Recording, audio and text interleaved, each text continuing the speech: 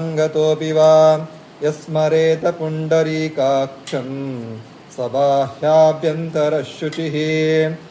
आवाहनं नारायणं पद्मभवं वसिष्ठं शक्तिं च तत्पुत्रपराशरं च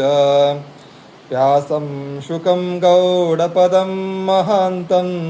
गोविन्दयोगीन्द्रमतास्य शिष्यं श्रीशङ्कराचार्यमतास्य पद्मा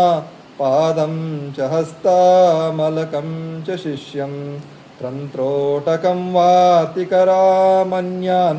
अस्मद्गुरुन् सन्ततमानतोऽस्मि श्रुतिस्मृतिपुराणानाम् आलयं करुणालयं नमामि भगवत्पादं शङ्करं लोकशङ्करं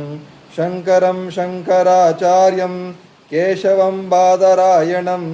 सूत्रभाष्यकृतौ वन्दे भगवन्तौ पुनः पुनः यद्वारे निखिलानिलिम्प्य परिषत् सिद्धिं विदत्ते निशं श्रीमत्श्रीलसितं जगद्गुरुपदं नत्वात्मा तृप्तिं गतः आवाहनं समर्पयामि श्रीगुरुचरणकमलेभ्यो नमः आसनं समर्पयामि श्रीगुरुचरणकमलेभ्यो नमः स्नानं वस्त्रं समर्पयामि श्रीगुरुचरणकमलेभ्यो नमः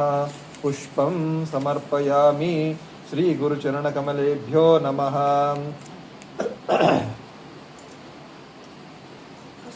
भस्मं चन्दनं समर्पयामि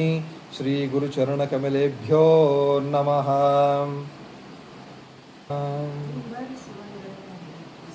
आचमनीयं समर्पयामि श्रीगुरुचरणकमलेभ्यो नमः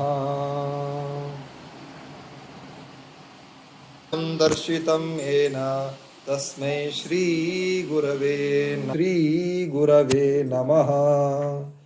न गुरोरधिकं तत्त्वं न गुरोरधिकं तपः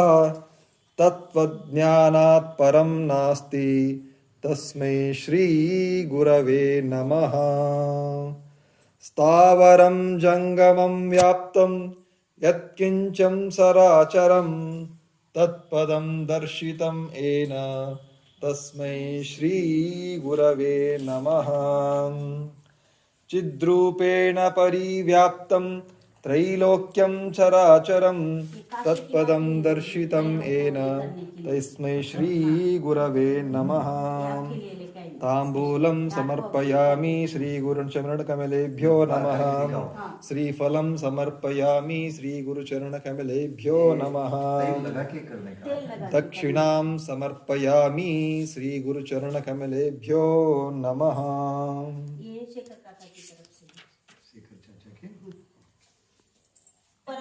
ज्ञानमूर्तिं द्वन्द्वातीतं गगनसदृशं